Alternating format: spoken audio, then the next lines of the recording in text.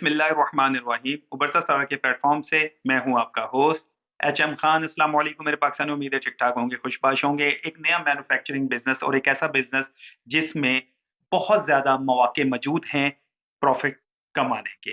Business में competition ना होने के बराबर है और ये एक ऐसा बिजनेस है जिसमें फ्लॉप होने के चांसेस ना होने के बराबर हैं उस टाइम तक अगर आप मेहनत नहीं करेंगे।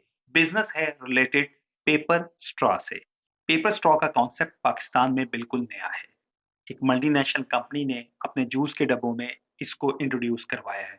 हमारी आवाम भी इसके बारे में ज्यादातर नहीं जानती और अभी भी इसमें हम लोग थोड़ा सा हिचकिचाते हैं। तो मैं आपको पेपर स्ट्रॉ बनाने वाली मशीनरी के बारे में बताऊंगा कि ये मशीनरी कहाँ से आती है और किस तरह परफॉर्म करती है, इसके लिए मटेरियल कहाँ से मिलेगा, कितने की आ जाती है और आया के पाकिस्तान में तैयार होती है, इंस्टॉलेशन कैसे होगी। मशीनरी की मुकम्मल मालूमात आज के मेरे वीलॉग में मौजूद है। नए आए हैं तो चैनल को लाजमी सब्सक्राइब करें, बेल आइकन पे क्लिक करें। अब हम चलते हैं अपनी मशीनरी की तरफ जो कि पेपर स्ट्रॉ बनाती है।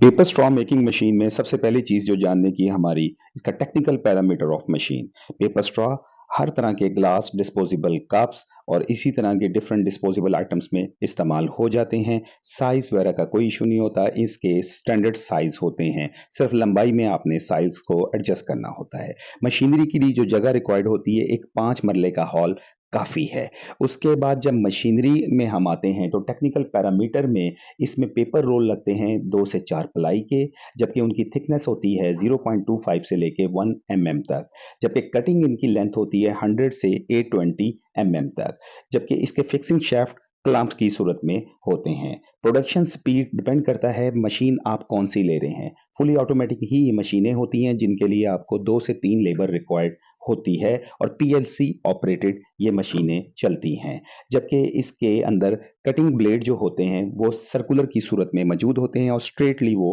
मूव करते हैं। अलाइनमेंट उनकी कंट्रोल में होनी चाहिए। क्राफ्ट पेपर इसमें इस्तेमाल होता है। क्राफ्ट पेपर में 20 जीएसएम से लेके 60 जीएसएम का पेपर इसके लिए काफ़ी होता है, जबकि इसमें ग्लोइंग भी होती है जो कि सिंगल और डबल साइड के लिए होती है। और इसी तरह पेपर रील स्टैंड में टी बार मौजूद होता है। ब्लेड इसके 3 से 5 ग्रुप्स की सूरत में मौजूद होते हैं, जबकि पेपर रील स्टैंड में 6 प्लाई टी बार और पेपर रील स्टैंड मौजूद होते हैं, जबकि ग्लू सिस्टम में 3 प्लाई इंडिपेंडेंट ग्लू टैंक इसके अंदर आपको बिल्ट इन मिलता है। मेन मोटर जो इसकी 3 फेज होती है तकरीबन 1.5 किलो वोल्ट से लेके 380 वोल्ट तक, जबकि इसमें ऑपरेटिंग सिस्टम को यूज करने के लिए जो लेबर आपको रिक्वायर्ड होती है वो ओनली 1 पर्सन होता है। इंपोर्ट के दौरान मशीन का जो वेट होता है वो 1000 केजी से लेके 1500 केजी तक होता है। मशीनरी जब इंपोर्ट हम करते हैं तो उसके साथ rolling, cutting, transportation belt, gluing painting, collector और मटेरियल रैक पीएलसी सिस्टम के साथ मौजूद होता है जो कि ऑटोमेटिक परफॉर्म करता है। इंस्टॉलेशन इसकी बहुत आसान है। चाइना में मशीनरी के 3 तरह के मॉडल होते हैं। पहले मॉडल को कहा जाता है 10 कटर वाला मॉडल, यानी 10 कटिंग। उसकी जो स्पीड होती है 100 स्ट्रॉ पर मिनट होती है।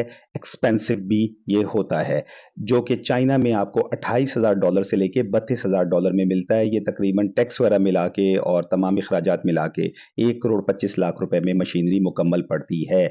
उसके बाद इसमें जो दूसरा मॉडल होता है वो 9 कटर वाला होता है, जिसकी स्पीड 80 स्ट्रॉ पर मिनट होती है। इसकी चाइना में कीमत $23,000 से लेकर $25,000 तक होती है। पाकिस्तानी रुपयों में तकरीबन टैक्स वगैरह मिला के 1 करोड़ में आपको पड़ जाता है। जबकि तीसरे नंबर पे सबसे छोटी मशीन वो कहलाती है 5 कटर वाली मशीन, जिसकी स्पीड होती है 40 स्ट्रॉ पर मिनट।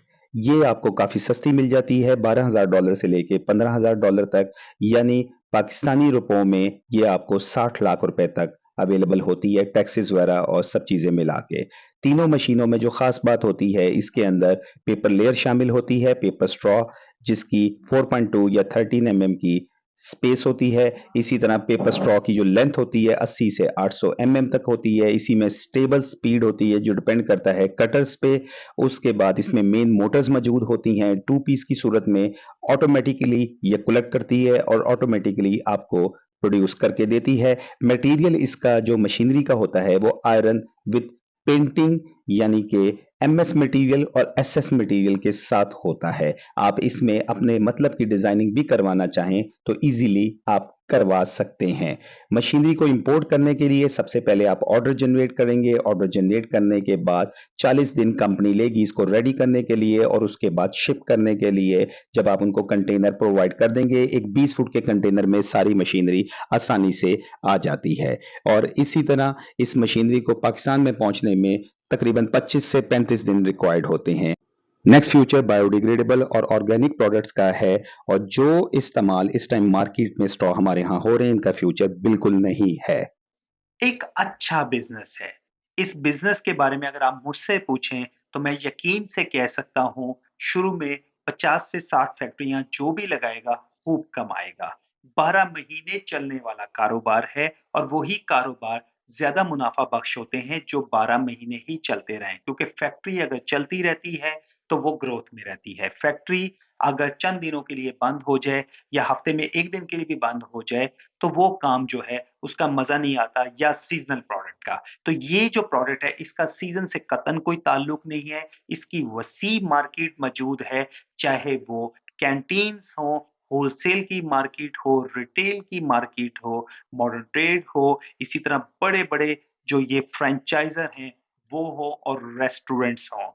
इसकी ह्यूज इस टाइम टारगेट ऑडियंस मौजूद है और ये एक बहुत अच्छा मौका है किसी का भी इसकी फैक्ट्री को लगाने का। मज़ीद मालूमात चाहिए हो या किसी वेंडर के बारे में जानना चाह रहे हो जो कि ये मशीनरी बना रहा है, चाइना में भी ये मशीनरी तैयार हो रही है, ताइवान में भी हो रही है, वियतनाम में भी हो रही है, मलेशिया में भी हो रही है। डिपेंड ये करता है आपका बजट कितना है, बजट के मुताबिक ही ये मशीन खुद भी ऑर्डर पे तैयार करवाना चाहें तो हम करवा सकते हैं।